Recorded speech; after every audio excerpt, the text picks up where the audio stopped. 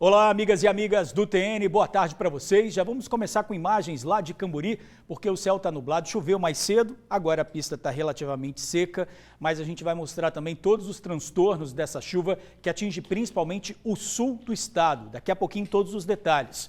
E aí, você está preparado para ganhar uma mochila com todo esse material escolar? A promoção Volta às Aulas continua e já, dois amigos do TN vão ganhar esse presentão.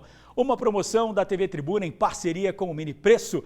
Fique de olho nos selos que vão aparecer na tela. Esse selinho aí, igualzinho a esse, mas esse não está valendo, tá? Então os selos começam a aparecer a partir de agora.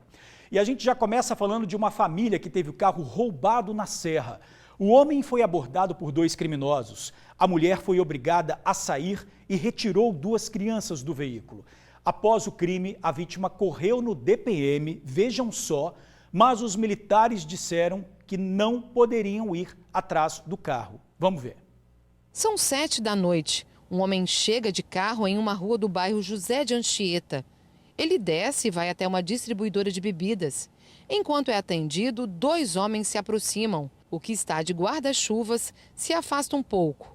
O outro se aproxima ainda mais do homem no balcão.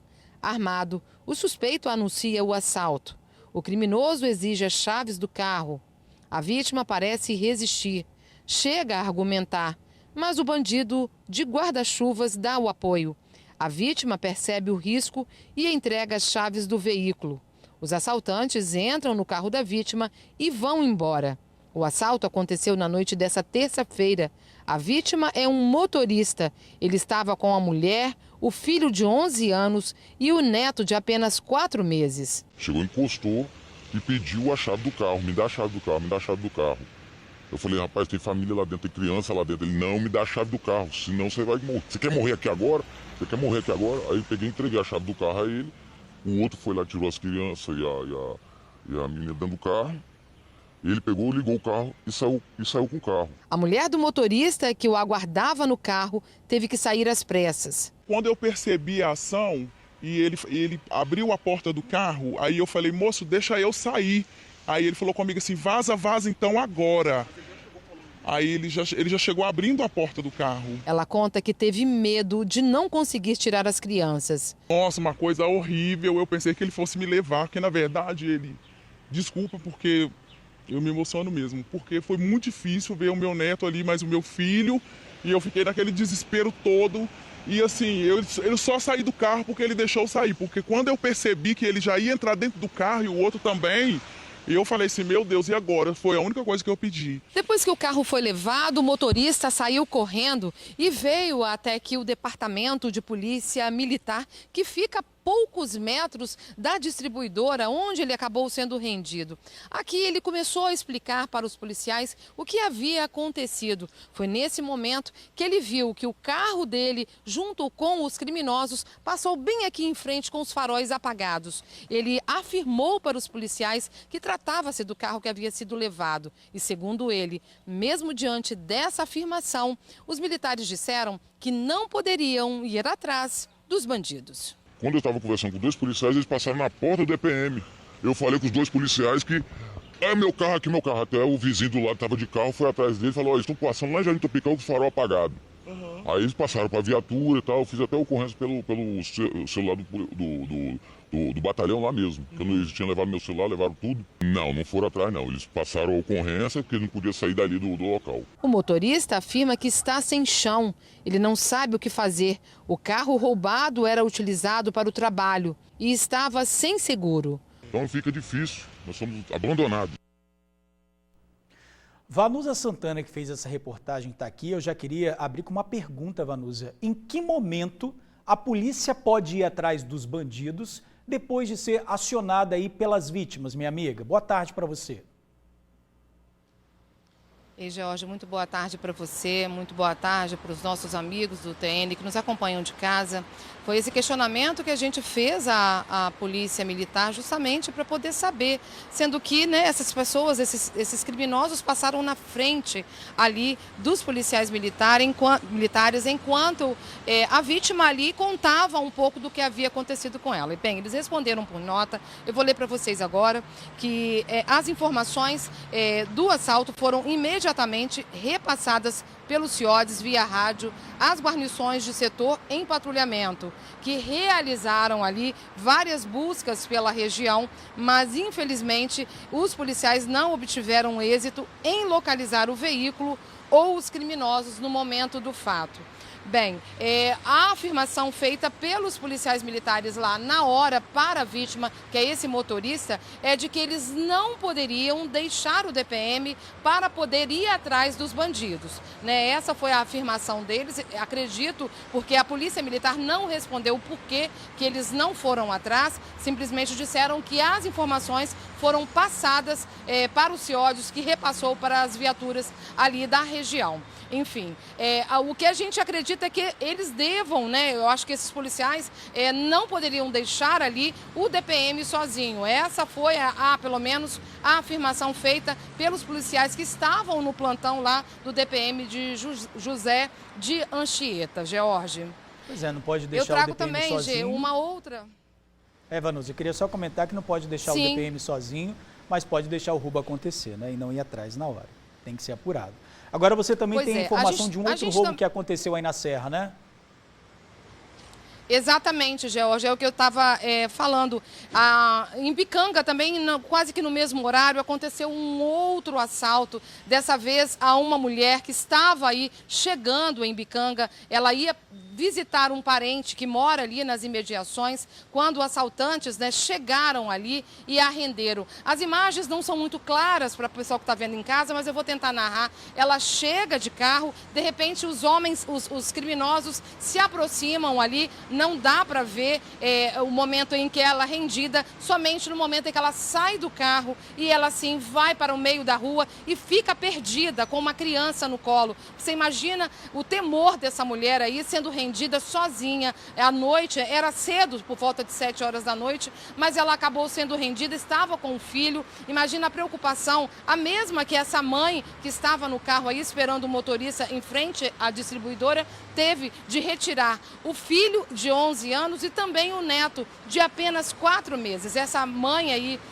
de Bicanga, ela estava com um bebê de colo, uma criança ainda que estava no colo. Você imagina aí a loucura que ela deve ter passado, o pavor, o terror que ela deve ter passado no momento em que chegava aí para fazer uma visita a um familiar ali no bairro Bicanga, a cerca de 5 minutos ali de José de Anchieta. George.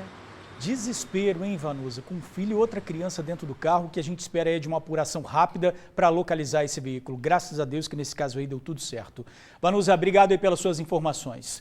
Gente, um idoso foi encontrado morto dentro de casa. Ele havia se separado da esposa e tinha alugado uma casa para morar sozinho. A família suspeita que ele foi assassinado, já que ele havia sacado dinheiro de uma rescisão e o valor não foi encontrado com ele. O corpo do ajudante de pedreiro, Ariosvaldo Carlos Rocha, de 61 anos, foi encontrado dentro desta casa em Jardim Bela Vista, na Serra.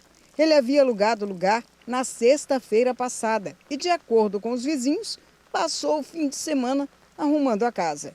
Eles contaram ainda que viram a vítima ajeitando o local na segunda-feira, por volta das 9 horas. E a família dele o viu pela última vez por volta do meio-dia, também de segunda-feira. Os vizinhos começaram a reparar então que aquela porta ali estava ficando aberta, uma coisa incomum. Decidiram entrar para saber o que estava acontecendo. Ao chegar na sala, sentiram muito mau cheiro, um forte mau cheiro que vinha do quarto. Quando eles tentaram se aproximar, viram que ali estava o chinelo do seu Ariosvaldo e também uma vassoura. Bem, eles não entraram no quarto. Decidiram ligar para o genro dele que veio aqui. E ele sim, ao entrar na residência e no quarto, acabou descobrindo o sogro morto lá dentro. A gente recebeu uma mensagem, né? A pessoa falando que ele estava... o irmão dela tinha passado para ir trabalhar, a casa estava aberta, e ele voltou do serviço e a casa continuava aberta, porém com mau cheiro.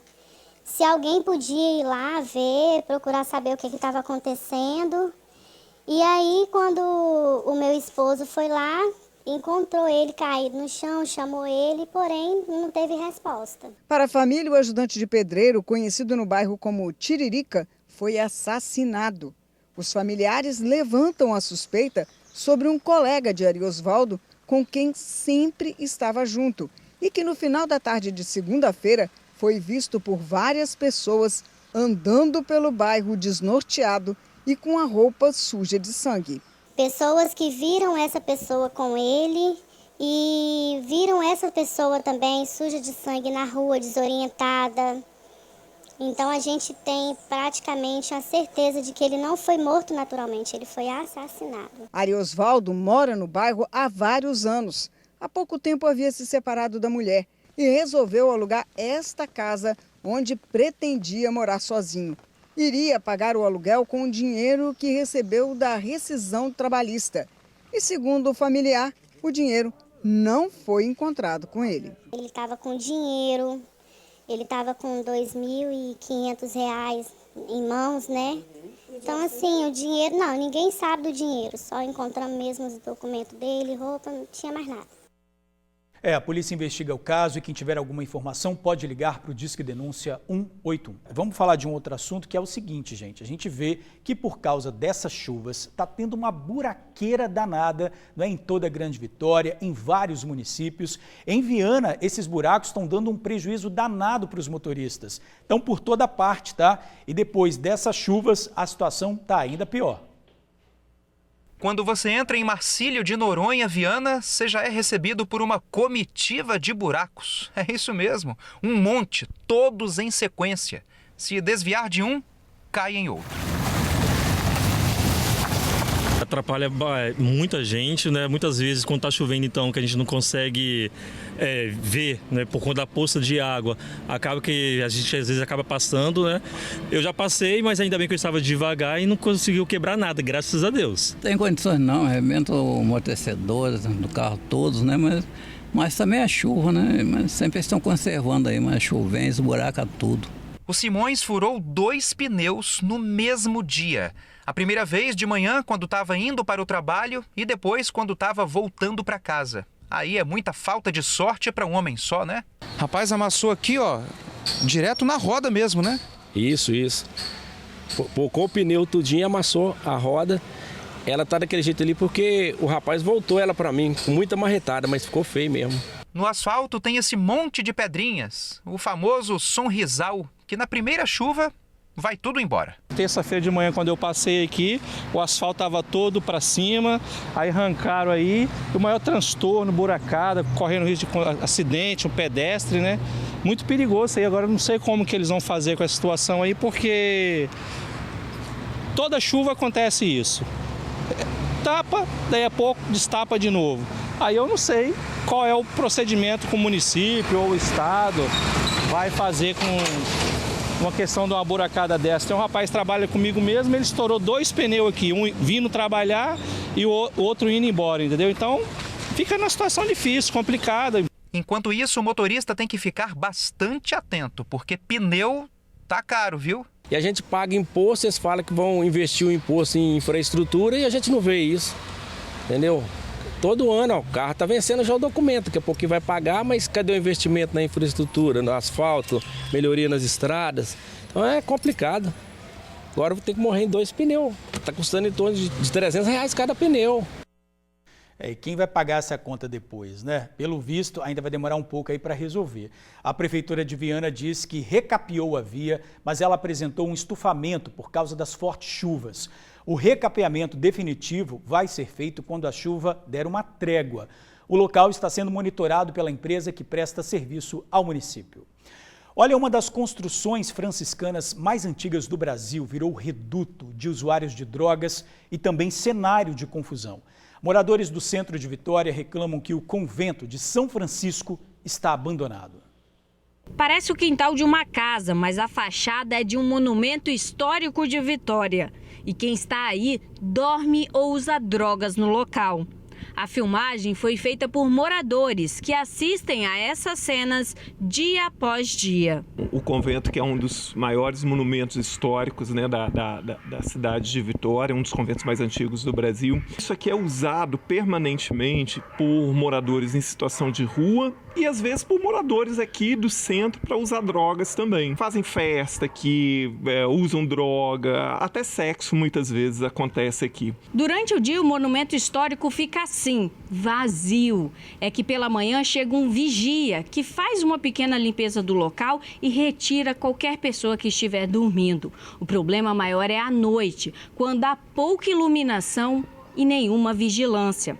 É aí que usuários de drogas e pessoas em situação de rua fazem do local o que bem entendem. Um exemplo é esse cantinho, que acaba virando um banheiro a céu aberto. O fedor de urina é forte, sem falar nas fezes. No chão ainda tem um rastro de que muita gente tem passado por aqui. Isso perturba muito a nossa, né, a vizinhança aqui, principalmente o nosso prédio, que é o que fica mais aqui na frente, e espanta os visitantes também.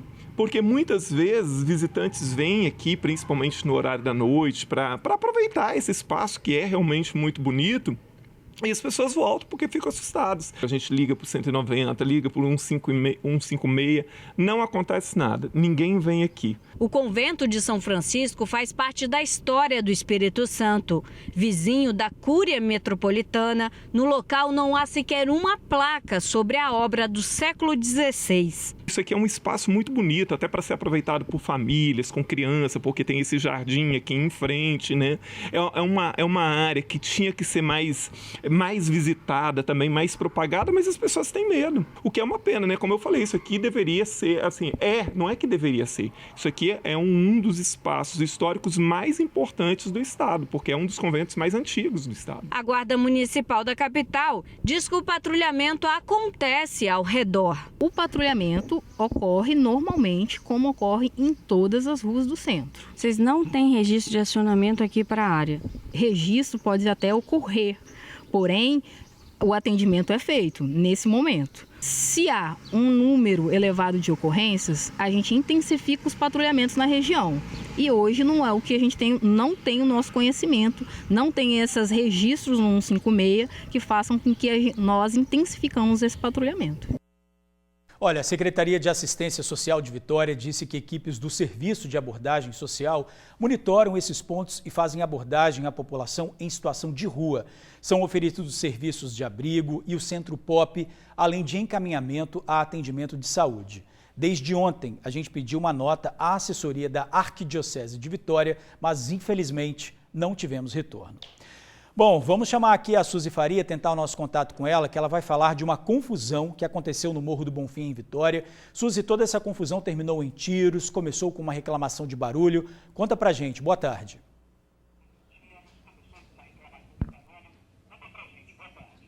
Boa tarde, George. A situação foi o seguinte, foi um tanto familiar, tio e sobrinho. O que aconteceu? A avó viajou e deixou em posse do sobrinho dessa vítima, né? Esse rapaz, esse jovem de 19 anos, a chave da casa. Jovem, você já imaginou o que acontece, né? Fazia festa quase todos os dias ali e acabou incomodando o tio, um mecânico de 55 anos. O tio, cansado dessa situação, por volta das 3 horas da tarde de ontem, foi reclamar com o sobrinho. O sobrinho não gostou e ligou para o pai dele para que fosse ali resolver essa situação, pai de 35 anos. Só que quando o pai chegou, levou mais 4 amigos juntos e todos eles estavam armados. E eles começaram então a bater no mecânico, a dar uma boa surra nele. O vizinho, que é um sargento da Polícia Militar aposentado, ouviu a confusão e foi ver o que estava acontecendo. Quando chegou lá, presenciou o vizinho, mecânico de 55 anos, levando uma baita surra. Ele então entrou na casa para poder ligar para a polícia.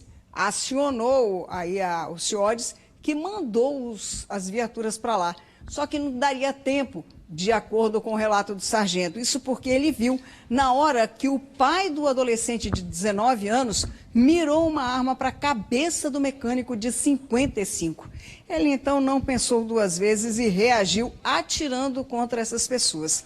Resultado dessa confusão, 3 pessoas feridas, inclusive o pai do jovem, que levou um tiro no braço, que fez com que a arma que ele apontava para a cabeça do mecânico caísse, George. Sorte, porque o sargento acreditava que o vizinho poderia ser assassinado naquele momento.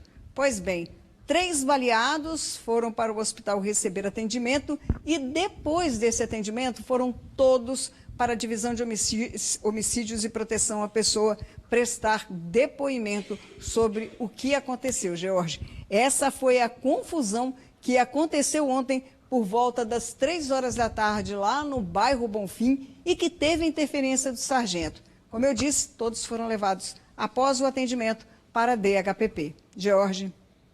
Valeu, Suzy, obrigado aí pelas suas informações. Pessoal, agora a imagem de um capotamento, tá? Veja quando um veículo da Sejus é jogado para o canteiro central e capota. A carreta troca de faixa e não percebe o veículo. 2 agentes da Secretaria de Justiça de 36 e 47 anos que estavam no veículo ficaram feridos. Eles foram socorridos pela Eco 101. Esse acidente aconteceu no quilômetro 357 da BR-101 em Anchieta, no sul do estado. E foi condenado por tráfico de drogas um policial envolvido na morte do perito Celso Marvila. O policial militar reformado Lucas dos Santos Lage, suspeito de envolvimento na morte do perito Marvila, foi condenado pelo Ministério Público do Espírito Santo a 6 anos de prisão e pagamento de multa por tráfico de drogas. Ele foi preso em flagrante durante o cumprimento de um mandado de busca e apreensão na casa dele, que tinha como motivação o caso do assassinato do perito. No local foram localizados pacotes de drogas, balança de precisão e também armas. Lucas dos Santos Lage é um dos 4 denunciados pelo homicídio de Marvila e deve ir a júri por esse crime.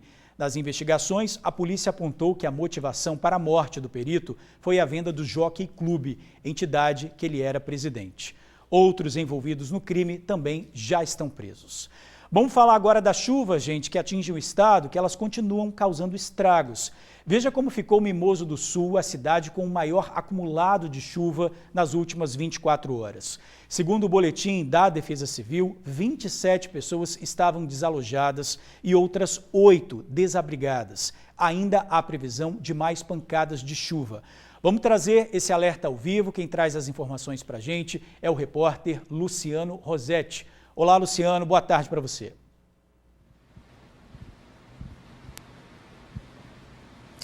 Boa tarde, meu amigo Jorge, boa tarde para o amigo e para a amiga do TN que nos assistem também, né? Eu vou passar para vocês agora o panorama mais atualizado divulgado pelo Corpo de Bombeiros e pela Defesa Civil, agora às 11 horas da manhã.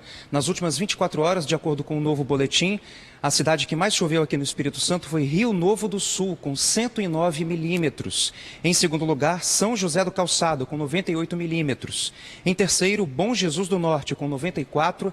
E a cidade de Mimoso do Sul, que ocupava a primeira posição, caiu para a 4ª posição, com 88,6 milímetros. A gente vai exibir uma reportagem agora que mostra os estragos que a chuva tem causado aqui no Espírito Santo. Por mais que a chuva diminua, né, os estragos continuam. A reportagem vai mostrar exatamente isso. Vamos ver. A situação mais crítica é do município de Mimoso do Sul. Foi onde mais choveu nas últimas 24 horas, mais de 126 milímetros. As chuvas começaram na tarde de ontem. Por mais de 1 hora, a precipitação de água foi intensa. Em ladeiras, a água parecia uma cachoeira de lama.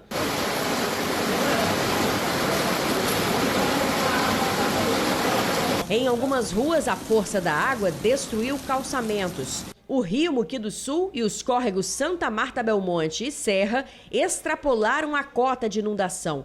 Durante a noite, moradores foram filmados quase nadando nas ruas. A água atingia acima do peito. Mesmo de madrugada, não houve escoamento. Comércios invadidos pela água e até quadras de esporte totalmente alagadas. 3 pessoas estavam desalojadas no município. O prefeito falou do desespero das equipes de socorro em conseguir atender toda a demanda. As ruas já estão todas alagadas, locais que nunca foram alagados estão todos alagados. Várias pessoas ligando de forma desesperada para a gente da Defesa Civil. Acho que a Defesa Civil já está na rua, a equipe de limpeza já está em ajudar as pessoas, mas infelizmente Não tem como ajudar todo mundo, são várias casas que já estão todas alagadas, o rio está subindo muito rápido e a chuva não para, não cessa, está cada vez pior. O governador do estado visitou hoje a cidade, uma das mais impactadas pela chuva. Nossa solidariedade à população de Mimoso, porque nesses últimos meses tem enfrentado frequentes eventos climáticos extremos e a população tem sofrido muito. Que a gente tem já feito um trabalho aqui de ajuda humanitária, cesta básica, colchão, aquilo que o município precisa, que a população na verdade precisa, e que a gente vai ajudar mais uma vez a fazer o restabelecimento aqui, aquilo que é emergencial, desobstruir uma estrada, uma rua, permitir que esse município possa resistir, né, um pouco mais às frequentes inundações que têm se abatido aqui. Outros municípios também registraram transtornos pela quantidade de chuva em tão pouco tempo. Em Brejetuba, lojas foram invadidas pela água. Essa de roupas ficou toda inundada. Moradores de Cachoeiro de Itapemirim, Pancas, Rio Novo do Sul e São José do Calçado também fizeram imagens. A previsão é que hoje, quarta-feira e amanhã ainda tenha muitas pancadas de chuva. O risco geológico é considerado alto. Alerta de cor laranja devido aos acumulados nos últimos dias. E a noite foi ainda de muitos raios, viu? Em Marataízes, moradores fizeram registros durante a noite. Segundo o Instituto Nacional de Pesquisas Espaciais, nessa madrugada foram 1.856 raios no Espírito Santo. Na noite anterior, de segunda para terça, o estado foi o que teve o maior número de registros no Brasil. Foram 16 mil raios em apenas 6 horas.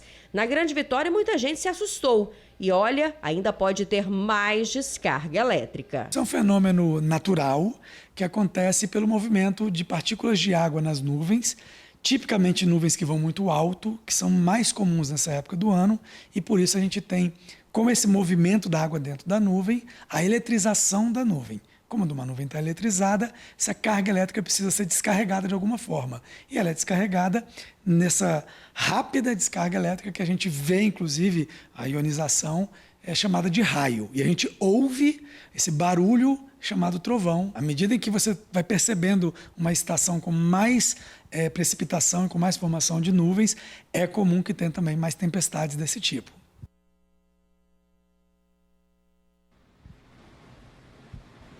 Pois é, que situação, né? Que perigo, de norte a sul do Espírito Santo, né? Muitos desastres estão sendo causados por essa onda de chuva, né? Que está assolando o estado inteiro de norte a sul. Estou de volta aqui na Central da Defesa Civil, dessa vez com a capitã do Corpo de Bombeiros, a capitã Andressa, né?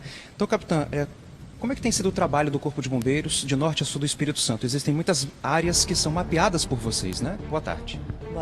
Boa tarde a todos que nos acompanham. Sim, nós temos 28 alertas vigentes em todo o estado do Espírito Santo, 2 alertas alto e o restante alerta moderado, tanto de risco hidrológico, que são enchentes, e de risco de movimentação de massa também, que são os deslizamentos. Então a gente monitora constantemente esses locais para, em caso de emergência, a gente poder atuar. Agora, com relação à previsão do tempo, né? Amanhã a chuva dá uma aliviadazinha, né? Isso que a gente espera, é a previsão. Isso, hoje ainda chove intenso em todo o Espírito Santo e amanhã a gente tem a previsão de uma melhora, mas continua chuva em todo o estado, porém numa intensidade menor. A gente tem um painel que mostra isso aqui, pedi para o meu amigo Bruno Passos mostrar para vocês agora aqui ao vivo, né? A gente está vendo aqui 2 mapas do Espírito Santo, né? O mapa à minha esquerda é o panorama de hoje e o mapa à minha direita, né? O mapa todo amarelinho, que mostra uma intensidade mais moderada de chuva, não é isso, capitã? Isso aí, intensidade moderada de chuva. Então hoje chove forte em todo o Espírito Santo e amanhã tem uma previsão de melhora, mas ainda chove em torno de 50 milímetros no Espírito Santo. E uma outra tabela também que a gente gostaria de mostrar, um outro painel, está desse lado ali, ó, de desabrigados e desalojados nas últimas 24 horas. Bom Jesus do Norte lidera, né, com mais de 1.800 desalojados, não é isso, capitã? Isso, Bom Jesus do Norte, Linhares e Mimoso do Sul. Então são quase 1.875 entre desabrigados e desalojados que estão tendo ali todo o apoio das defesas civis municipais e do Corpo de Bombeiros e Defesa Civil Estadual. Inclusive, no dia de hoje, né, o nosso comandante-geral, Coronel Cerqueira, o Defesa Civil, o Coronel Busato e o governador do estado esteve em Mimoso do Sul, porque a gente atua a madrugada inteira no socorro ali às vítimas ilhadas, para que seja promovido ali tanto as ações humanitárias, restabelecimento de internet, restabelecimento de linhas telefônicas, água potável, né, que também é uma prioridade nossa nesses locais, e também ações de reconstrução dessa cidade que foi a mais atingida e que teve uma demanda maior do Corpo de Bombeiros. É interessante ressaltar que todas as áreas de risco do Espírito Santo estão mapeadas pela Defesa Civil e pelo Corpo de Bombeiros também.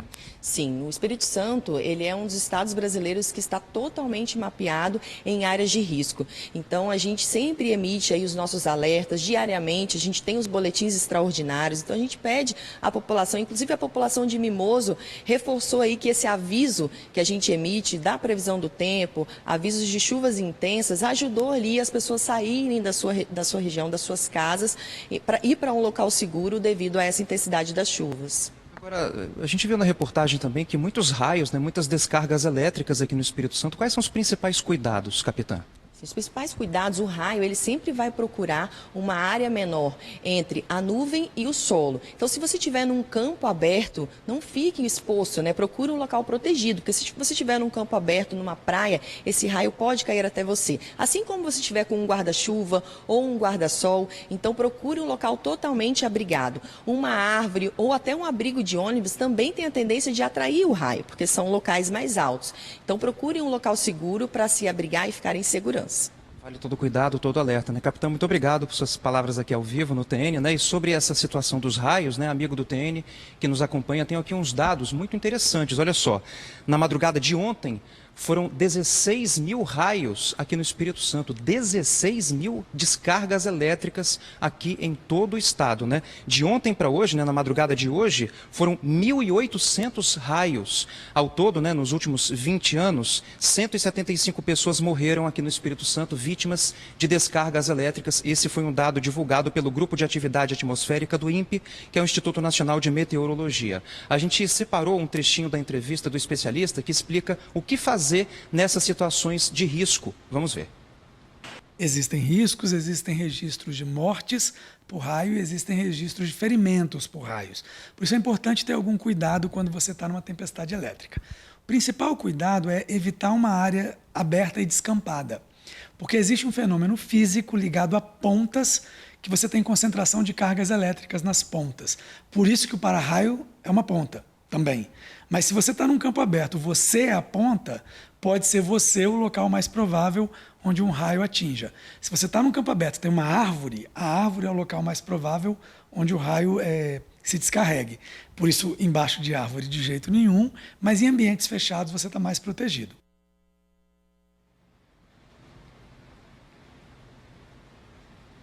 Pois é, né? Vale aí toda a dica, né, dada pelo especialista. Agora, e o carro, né? Tem uma teoria sobre o carro. Será que o carro é um local seguro? Não é? Vamos ver na continuação da entrevista, né, do vídeo gravado pelo especialista.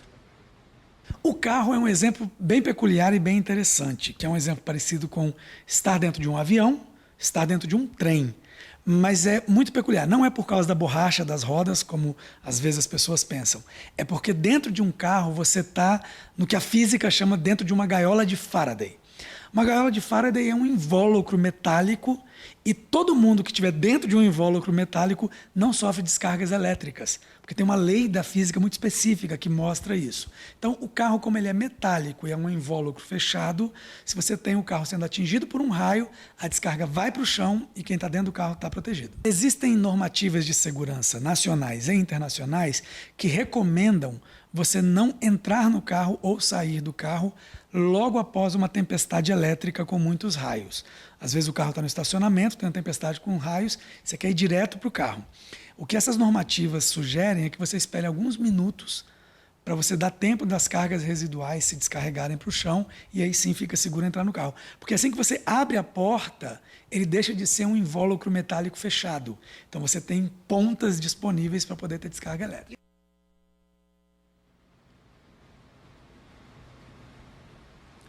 Pois é, a gente acabou de ver aí, né, dicas, informações, orientações super importantes. Agora a gente vai falar a respeito do Rio Doce. Temos imagens aí para mostrar para você a situação do Rio Doce na altura de Linhares. Ó. O nível da água ultrapassou o máximo e a cidade de Linhares corre risco de sofrer inundações. Esse alerta vale para todos os moradores da região que moram em costas, em locais de pontos, né, de alagamentos, enfim. E a Prefeitura de Linhares, ela disponibilizou um ginásio como abrigo. Então a gente volta aqui a bater um papo com a capitã Andressa, do Corpo de Bombeiros.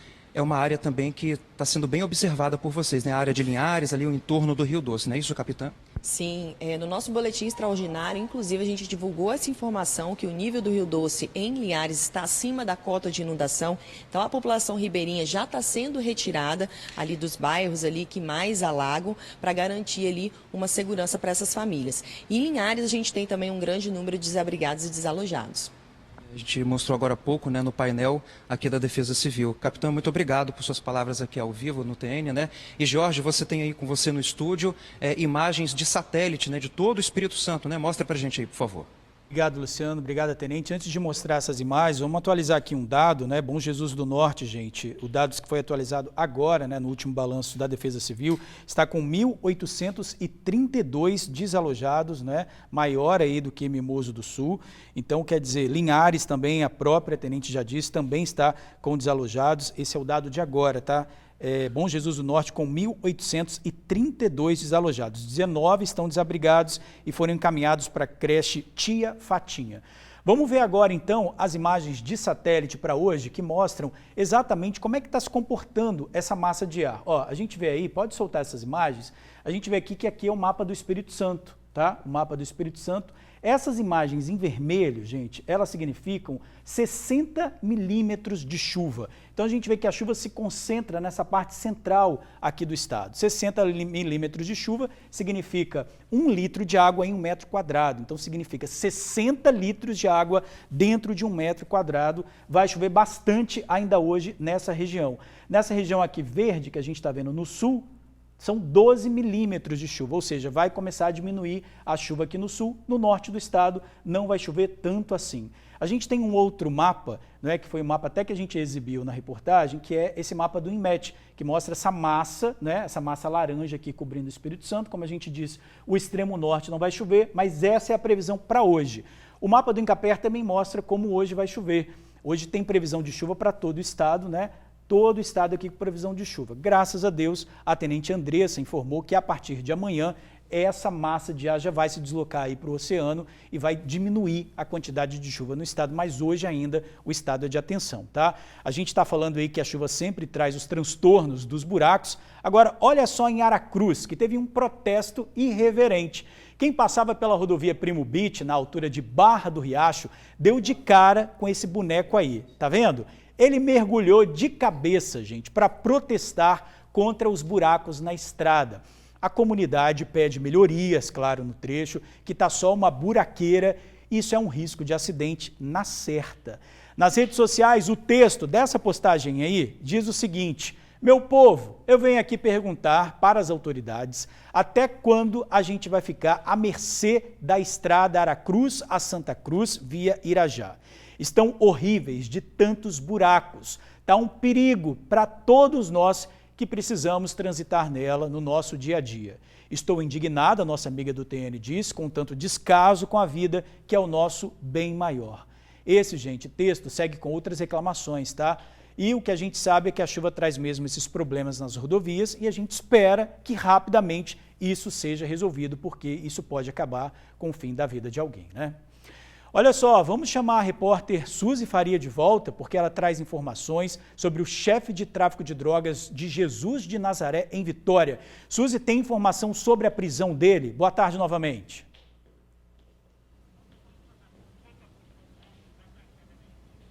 Boa tarde, Jorge. Tem sim.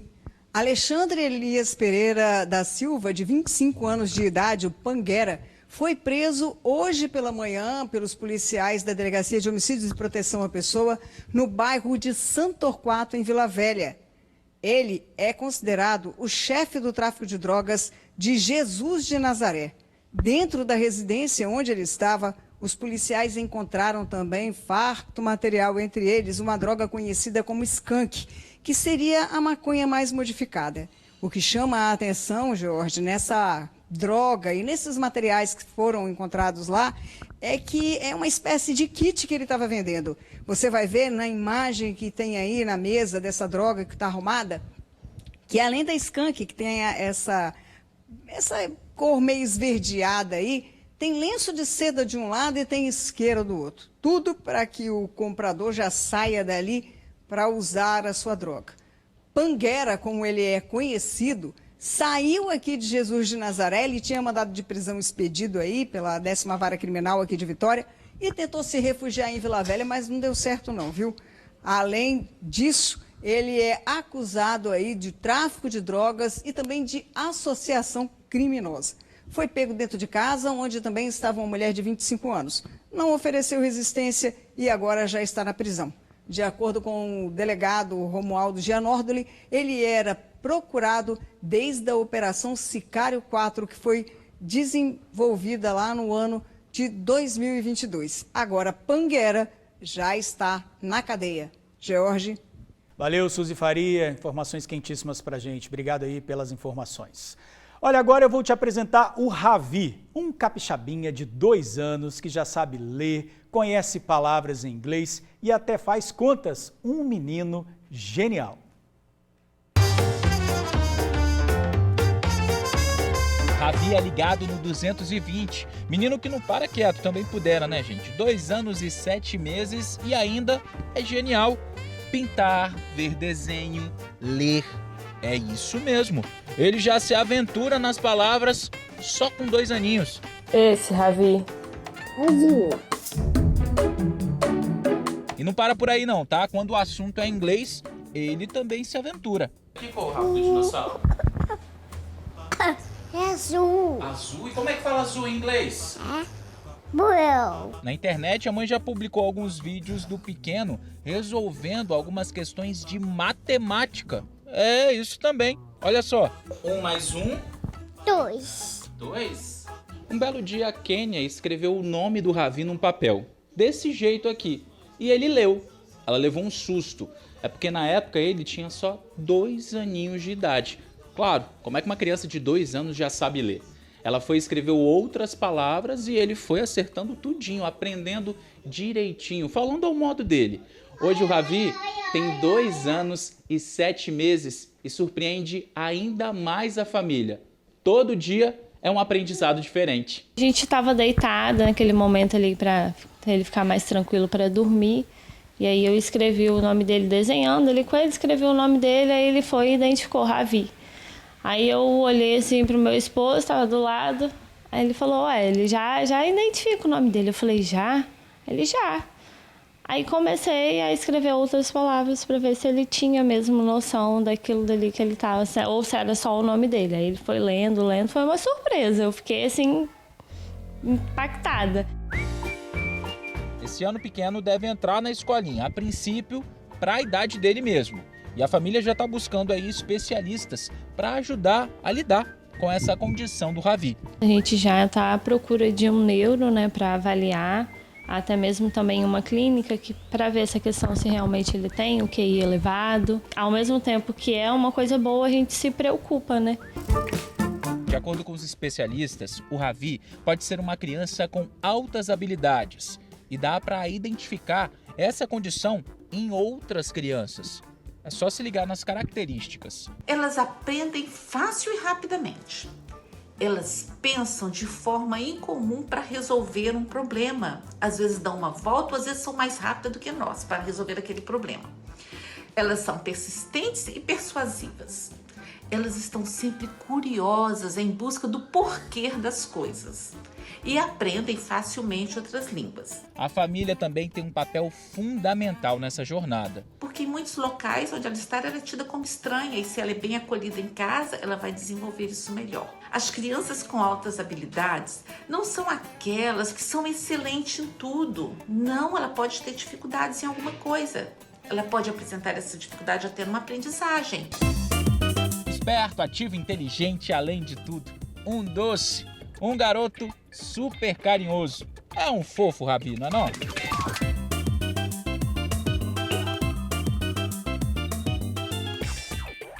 Fofíssimo, alô Ravi, gente. O Ravi foi diagnosticado com hiperlexia, uma habilidade precoce e espontânea de ler antes dos 4 anos.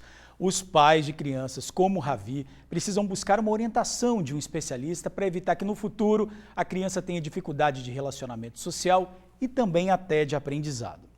Chegou essa hora mais esperada, selos exibidos, bora de promoção, volta às aulas. Eu vou chamar agora um amigo do TN para ganhar a primeira mochila do dia, se acertar o número de selos, tá? É uma parceria do TN com o Mini Preço, lembrando que todo dia são sorteadas 2 mochilas. Telefone 3019-1465, 3019-1465, já deve ter alguém na linha. Alô, boa tarde. Alô, boa tarde. Quem está falando? Chayara. Alguém deu linha cruzada aí, ou eles cada um pegou um telefone, né? É a Chayara, você fala de onde, Chayara?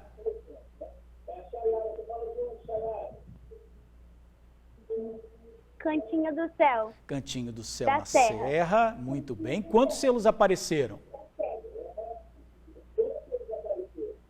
4. Acertou, Janine? Eu sei, eu só estou te perguntando. Ô, Chayara, não foram 4 selos, tá bom? Se ele desliga, tenta ligar de novo, tá? Para participar. Mas, gente, ó, a Chayara errou, não foram 4 selos. Então, agora tem uma chance, não são 4, tá? Será que já tem gente na linha? Alô, boa tarde. Errou. Pouca gente já errou, hein, Cezinha? Essa mochila aqui cheia de material escolar. Vamos ver se quem vai chegar na linha agora vai acertar. Chayara, pessoal, falou 4. Não foram 4 selos, tá? Alô, tem alguém na linha? Alô, tem alguém na linha? Alô? Oi, Quem tá falando? Cíntia, Cíntia, você fala de onde? Vila Velha, Ataíde. Ataíde. Você contou certinho, Cíntia? Acho que contei. Quantos selos apareceram? 2 vezes. Nossa, mãe. Olha. Ô, Janine, você contou esse selo direitinho aí? Ah. Ô, Cíntia, não foram 2 selos, tá? Uma peninha, mas agora um outro amigo do TN vai tentar. Essa é a 3ª tentativa. Vai ser a última tentativa, hein? Tem que acertar a quantidade de selos. Ó, não foram 4 e não foram 2. Então, vamos falar direitinho quantos selos apareceram para ganhar essa mochila aqui, recheada de material escolar. 2 amigos do TN já erraram. Acho que já o erro de milhões, né? Porque ninguém tinha errado tanto assim até agora. Alô, tem alguém na linha? Alô, quem está falando? Iago. Você fala de onde? Espírito Santo. Guarapari. Guarapari. Solzão, mas deve estar chovendo aí também, né? Quantos selos apareceram? Quantos selos apareceram? Hã? Quantos selos apareceram? 40 quilos? Quantos selos apareceram? 40 quilos? Selos apareceram. Tá dando eco, né, gente? 9.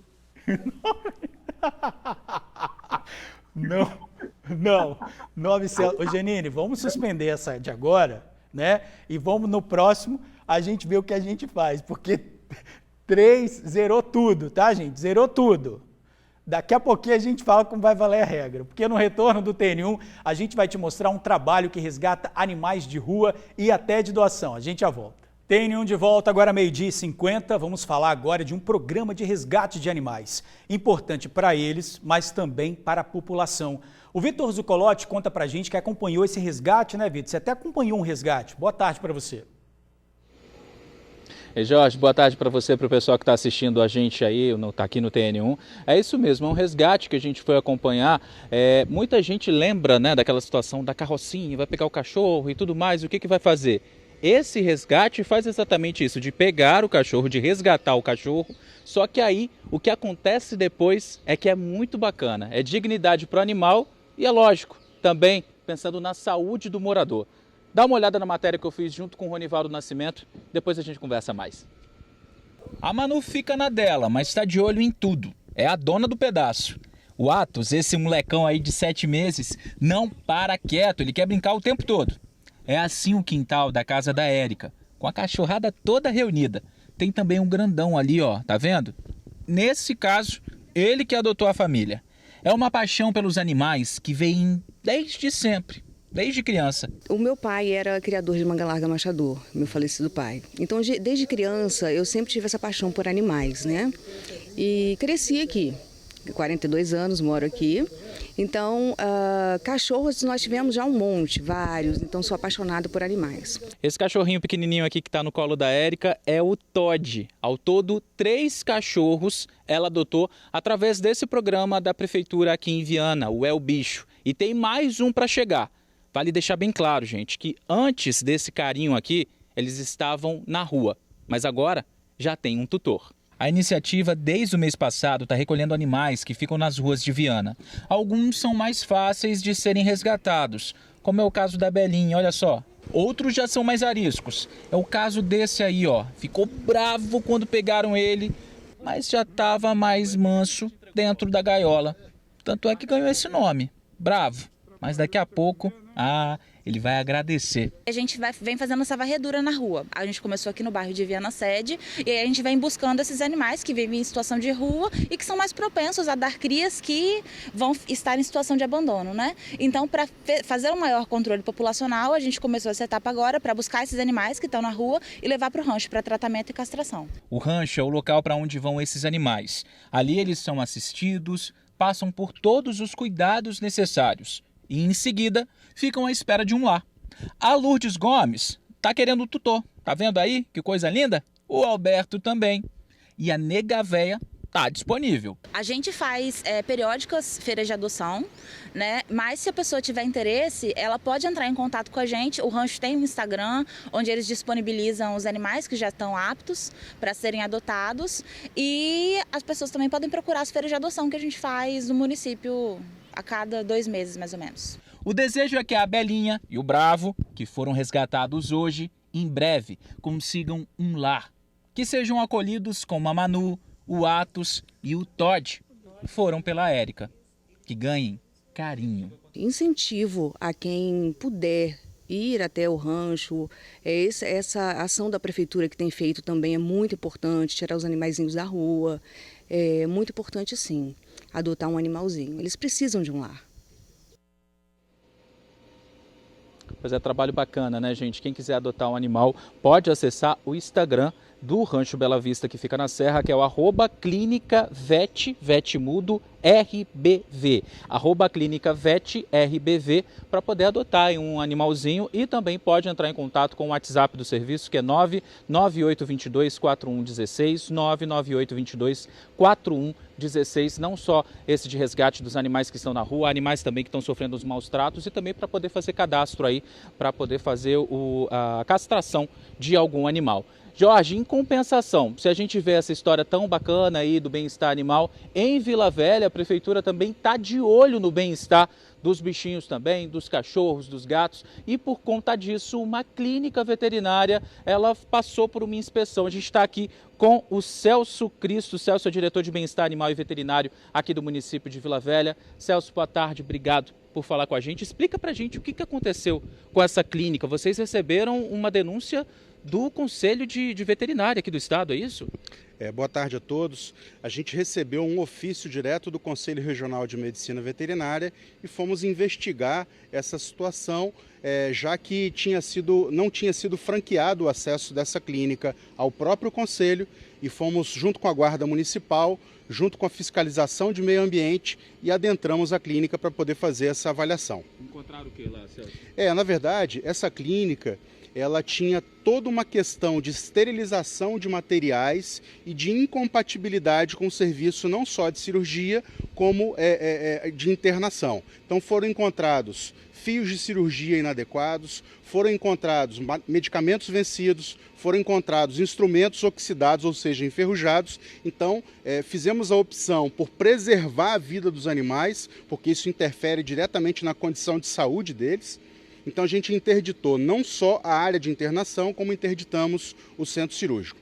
Pois é, Celso esteve lá, agora o pessoal está de olho, a clínica não pode funcionar, né? O centro cirúrgico nem internação pode ainda, a clínica pode, o clinicar, no caso ali, receber o animal, mas não pode internar nem cirurgia. Isso. A clínica hoje ela pode fazer somente consultas e, na verdade, a gente conta hoje com o apoio da população até para poder ajudar, porque nenhuma fiscalização ela é onipresente, né? Então hoje ele só pode fazer consulta clínica e até que ele resolva todos os problemas internos ele vai ficar interditado. É de olho, pessoal, bichinho também merece ser tratado com dignidade. Obrigado, Celso, ótima tarde. Obrigado. É isso, George, eu volto com você aí no estúdio. Obrigado, Vitor. Olha, vamos para o último sorteio. O pessoal do primeiro sorteio não acertou nada, hein, gente? Quero ver você agora. Zerou aquele número, apareceram outros selos, tá bom? Vamos ver agora se você anotou direitinho para acertar. Então é só ligar para cá, a linha vai estar liberada, 3019 1465. Vamos ver se já tem alguém na linha. Por favor, acerte dessa vez, tá? Alô, quem tá falando? Alô, quem tá falando?